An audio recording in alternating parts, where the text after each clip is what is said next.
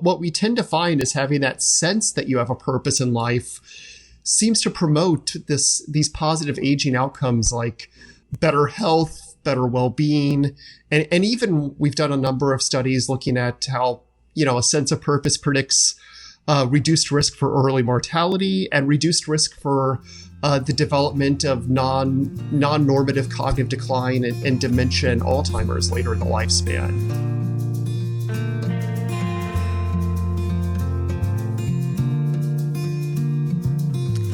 Welcome to Zestful Aging, where I speak with fascinating people from all over the world, from every walk of life, who will inspire you to live with zest.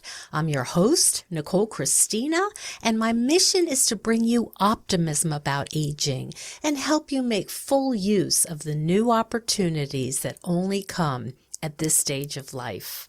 To find out more about the podcast, hop on over to zestfulaging.com. And while you're there, sign up for my weekly email newsletter, The Insider, where you will get fun and quirky tidbits about the show and my exploits, including when I went python hunting in Florida and my participation in the National Senior Games. And if you love the podcast, I'd be grateful if you shared it with your friends. Our music is courtesy of Judy Banker, who was a previous guest on the show. Find out more at judybanker.com. And our technical director is Stephen Litweiler. Hey, Zesties. Hey, check out my brand new YouTube channel. I'm sharing Zestful Aging longevity tips, usually while hiking with my dogs, but I'm also sharing about the upcoming guest, the one that's coming up the Saturday following, and I get to tell you some inside stuff about them and what you're going to enjoy about their interview. So come on over, check it out. It's under Zestful Aging on YouTube, and I look forward to seeing you there.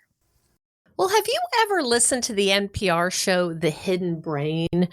If you haven't heard it, I highly recommend it. Recently they did a show about finding purpose, and they interviewed Anthony Burrow, who's a professor from Cornell, which is right around where I live. Well, the interview was so fascinating. I grabbed a memo sheet and just started rapidly taking notes. So I reached out to Professor Burrow with the hopes he would join me on Zestful Aging podcast, but instead I received a lovely note saying that the person I really wanted to speak with is his colleague, Patrick Hill. So today I'm delighted to be joined by Professor Patrick Hill, who studies how personality traits predict and shape healthy aging. Welcome to the show. Thank you so much. It's a delight to get to talk about this today. And thank you to Anthony for recommending me. Yeah, I mean, what a lovely thing. And yay for the internet, because of course, all you have to do is zip, zip, zip, Cornell, and then you find it. And he was so sweet. He signed it, good luck, Tony, I like, oh yeah, sure. We're buddies. So this is such an important topic, and especially for those of us who are really interested in aging well, this seems to be a pretty big deal in this whole landscape of of longevity and health span. Can you tell us a little bit about your research in terms of how personality affects how we age? Sure. So a lot of my research, as you noted, kind of comes at the intersection of our personality, our individual dispositions, and how this predicts a number of important life outcomes throughout adulthood and later in the lifespan. And for instance, one construct that we work a lot with is how people who might be higher on what we call conscientiousness. So it's kind of how good you are at controlling your impulses, how you are with organization, orderliness, punctuality, and industriousness. Conscientious individuals tend to experience better health down the road, in part because they're taking better care of themselves. And one construct related to this is how purposeful you feel. And a lot of my research has been focused on how conscientiousness and purposefulness kind of work in tandem or uniquely lead to positive aging outcomes.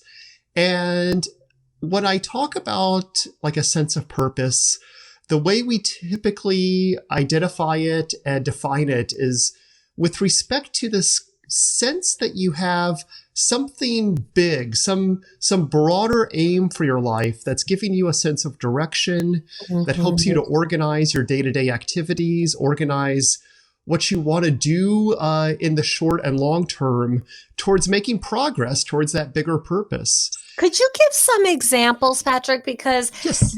that's I can think of a few things, but I'm not really, I don't know if that's exactly what you're talking about. So give some examples of a broader aim for life. Sure. So one beautiful thing that is also a challenge about purpose research is that everybody has something maybe slightly different when they come to this purpose. That, you know, my purpose in life may be focused on things like advancing science or working with my lab, teaching the next generation of scientists. And you could find professors in the same profession who are going to be more focused on personal recognition, that might be more focused on being able to make clear declarations about how their work impacts individuals. So you could think about even within psych professors, some people are focused on maybe more helping others in need. Some people are more focused on teaching and mentorship. Others may be more focused on being the best in their guild and being the best in their field. And all of these may reflect different types of purposes. And the way we've talked about it before is a system of trying to categorize these purposes could be around, you know, whether people have something more pro-social or other focused. Some people have more occupational and success at work focused purposes. Others find their purpose and direction in the arts. So doing performing arts, writing, visual arts, versus others are kind of focused on this desire to progress through personal growth and personal recognition. And all of these purposes for life seem valuable, that whatever your aim is, what we tend to find is having that sense that you have a purpose in life seems to promote these positive aging outcomes like better health, better well-being. And even we've done a number of studies looking at how, you know, a sense of purpose predicts reduced risk for early mortality and reduced risk for the development of non-normative cognitive decline and dementia and Alzheimer's later in the lifespan. So whatever that purpose may be for you, which is going to be different from what it is for me and what it is for the person next door to me, it seems to be promotive of healthy aging and healthy adult development. So now I'm going to ask you the $6 million question, and you, I hope it's not an irritant, but you believe that these kind of characteristics are baked in at birth, or, and I don't know if that's sort of outside the purview of your research, or at middle age, can you say, listen, I have been impulsive and a reckless human being, and now I want to settle down and start saving the songbirds. Yep. I mean, how does that work? Do we know? That's a great question. So there's kind of two ways of thinking about it.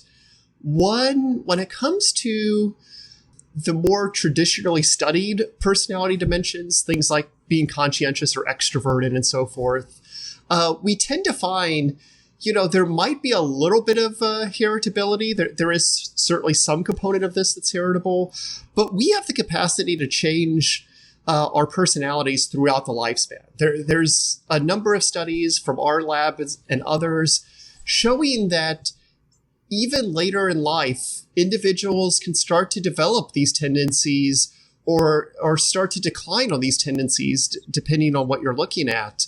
And what I love about studying purpose and sense of purpose is that there tends to be kind of an ebb and flow across the lifespan, where during adolescence and young adulthood, emerging adulthood, we find that people might be starting to figure out what that thing is, starting to find what gives them direction in life. And the typical trajectory is individuals might become more purposeful from adolescence into maybe midlife, even late adulthood, whatever we want to think about that. Mm-hmm. But then a critical point for our work has been around the time of retirement, that this is another time in which you're really starting to rethink, like, what is it that really gives my life direction? What are some of the things that are important to me, that matter to me in terms of defining who I am as a person? And retirement is such an interesting period for trying to study that, where we find maybe on average, more adults tend to decline a little bit on sense of purpose following retirement. But there's such opportunity and such potential for individuals to either maintain their sense of purpose or even grow it during the older adult years. And that's where a lot of our work focuses on how to find those people and what kinds of things we can do to help older adults maintain or develop a stronger sense of purpose later in life. It sounds so important because, as we know, there's a high rate of depression after retirement because all the structure is gone. You know, the people that some you might like, some you don't like, but you come home and, you know, you tell the story of, oh, what did John do in the office today? All of this stuff. I'm so curious about how you help people find purpose when perhaps they hadn't considered that before. Oh, it's such a good question. And I think one way of starting is it's important to kind of think about this as a general process. Like, it's not something that is immediately going to click. And we even try to think about this as in ways that avoid language like finding a purpose, because finding puts so much of the onus on you and could be like a very daunting thing that it's like, I gotta go find my purpose right now. That's really big, isn't it? Yeah, it's really big. And instead, like, if we think about a lot of our work, I tries to identify factors that may help people cultivate or come about what they find personally important. And for instance, you know, you just alluded to a really important factor being social relationships. Some of the work done by my former graduate student, Dr. Gabrielle Fund, has looked at social interactions in later adulthood as a way of helping people to feel purposeful. That, you know, her work shows on days when older adults reported having more positive social interactions, they also reported being more purposeful or feeling more purposeful. And there's a lot of reasons why that may come about. One of which may be that it's through connections with others that we get the support that we need to progress towards our purpose and to feel like we can do these big things in life and continue with our direction forward. Another thing that we do is try to develop, like, what kinds of activities may matter. So another former graduate student, Dr. Nathan Lewis, has been doing work on activity engagement and sense of purpose. And he finds some really valuable insights around whatever the activity is that kind of matters to you can help you to remain or develop a sense of purpose in retirement. So, for instance, his work evaluated lots of different types of activities, like asking people how much they engage socially, asking people how much they do intellectual activities, even physical activities. And all of these different activities were valuable for a sense of purpose, but it's really kind of that person activity fit that matters so much in terms of, for some people, intellectually engaging activities really matter for their purpose. That's very true for us academics and professors, that these kinds of intellectual exercises may help us feel purposeful.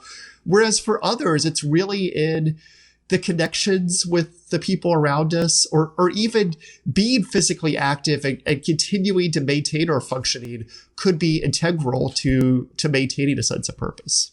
Mm-hmm. And so much of this related to the fact that we're primates. Yes.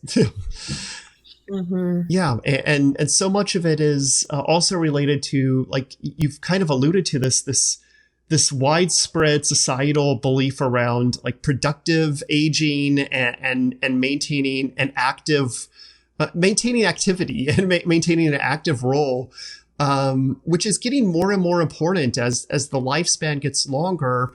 We're having more years post-retirement that it's important for us to maintain some goal direction, to maintain this progress towards a purpose now more than ever, where we might have 2-3 decades or more following retirement that we want to direct our lives around. Yes, another third. Hi, everyone. Have you listened to my interviews with Dr. Bill Rawls? He's been on the show twice, and after I read his book on cellular health and learned about his high standards for quality control, I was sold. I placed an order for Vital Plan supplements immediately. And I encourage you to learn about his work by hopping over to vitalplan.com. If you enter Zestful15, they will give you 15% off your first order. I'm excited for you to try these products. I think you're going to be very impressed. Now back to the show. You know what I find fascinating, and I'm sure you've seen this and figured out some ways to intervene, but some of my clients will say, I have been so focused on raising the kids, doing my job, taking care of my neighbors, all whatever. I don't have the foggiest clue where to start with post-retirement. I literally do not know what to do with myself, and sort of just lost. Yeah, that we see this a lot. That I distinctly remember.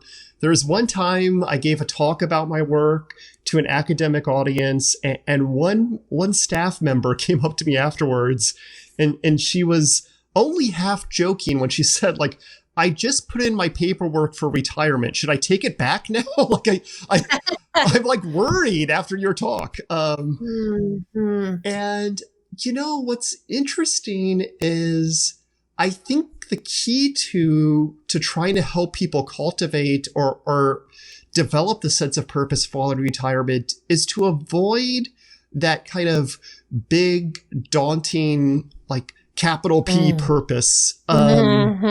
So we just published on a model that tries to describe how people could find purposefulness in some everyday activities, which would allow them to kind of build up from there.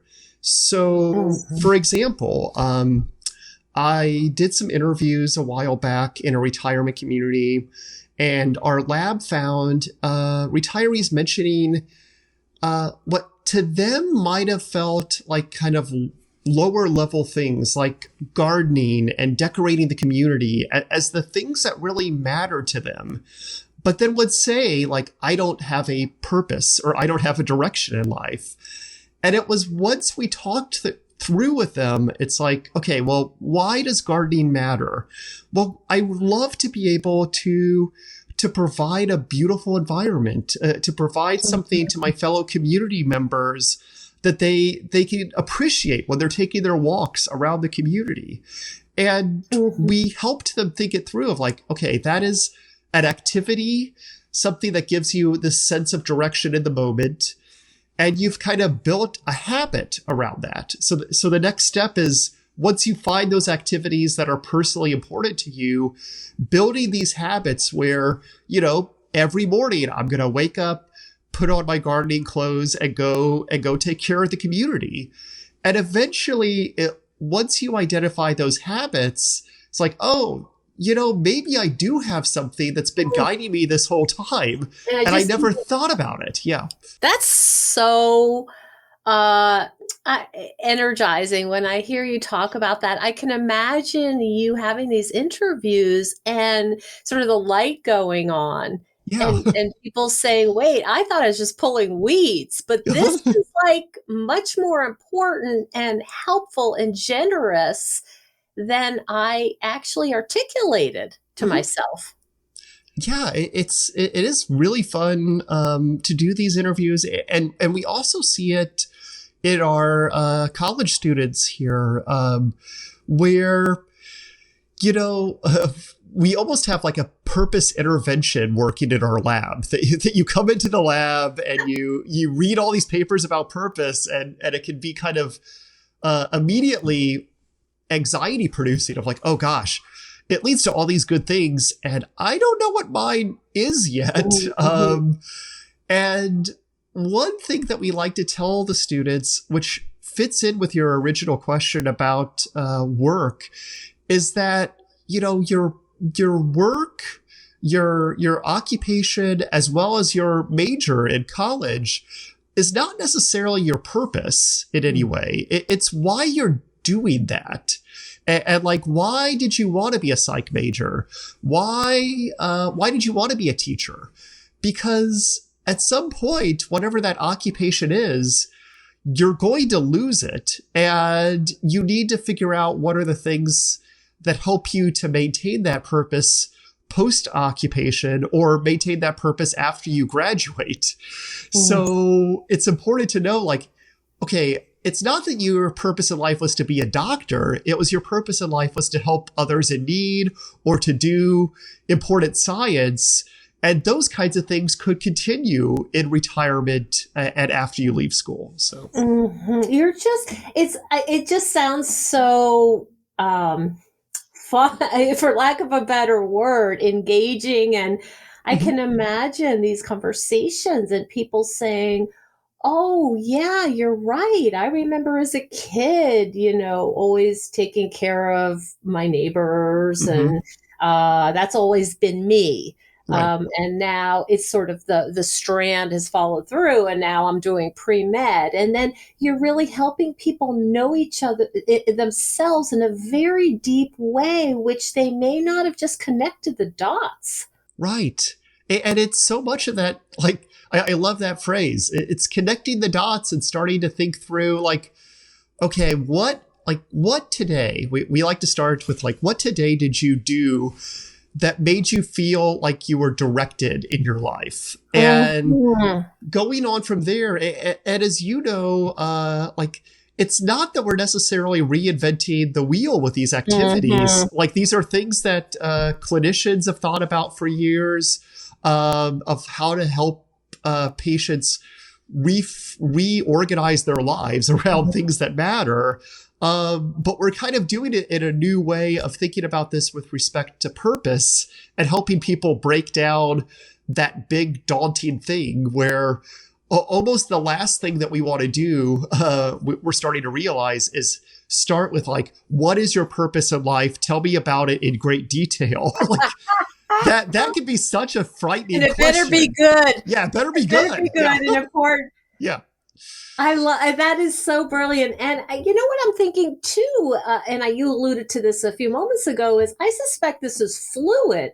So you could be, rescuing dogs, and then it morphs into something else that's related. But it doesn't have, it sounds like what you're saying is you don't have to, like, nail it down and say, be ready for someone to say, what's your purpose? And you just say, I rescue dogs. It could be fluid, and depending on where you are in your own life and what your commitments are, it could change. Yeah, I think you're definitely right. And there's different, like if you think about different levels of being purposeful, some of these may be more changeable than others. Of, in the moment today, if there are things that are going to be purposeful to me, like after we talk today, I'm going to go to campus and give my lecture, and that will be purposeful in the sense of providing knowledge, and I've got meetings in the afternoon that might lead me to feel purposeful, and all of those things are different kinds of activities that reflect this broader purpose, but with different people, with different engagements. And I love your point here of thinking about it in terms of across the lifespan, you may even have a similar big aim of, helping others or promoting science or being engaged in the arts. But the way you pursue and activate that purpose may change over time. And I think about this with, teachers who, after they retire, may either go to volunteer in the classroom, they may be teaching their grandchildren, they may be working to help in the community, teaching community classes. Like there are ways of still being an instructor even after you've left the schoolroom that can be as valuable, and in some cases when we talk to people, even more purposeful in some ways, of like, I found this on my own. And that really engages people to realize this is what I was excited by all along in the first place. I'm wondering too, if identifying these pieces as purpose helps one feel better about their lives. Not that necessarily anything's changed, but now, as we said, okay, I connected the dots. I'm going to try to bring optimism about aging. That's my thing. But not, maybe not, I didn't perhaps see that as a purpose. I'm just using this as an example. And now through your work and understanding how this fits, like, wait a minute, wait, I have a purpose. That's actually not just something I like and I'm good at. I actually think that that's sort of my reason for being. How that changes our idea of who we are. That's a really, really powerful idea. And our work, we mentioned earlier, all the benefits that sense of purpose seems to predict in older adulthood.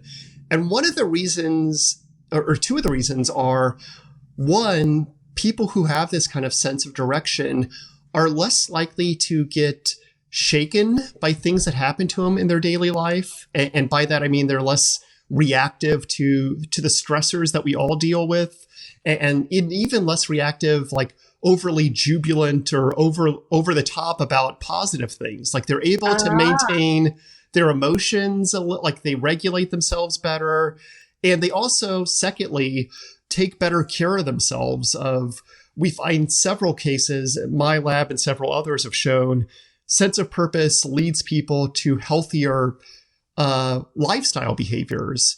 Because if you've got this direction, whatever that direction is for life, you're probably thinking being able to be in good health, being able to be cognitively aware, being able to be more functional is going to help me progress towards that purpose. So to your point, once you can develop this sense of purpose, it may allow you to start thinking about your daily life in different ways, in more adaptive ways, where you're less reactive and you're able to organize things in a manner that helps you to live a healthier and sometimes happier life too. It's a positive feedback loop. Right. Yeah, exactly.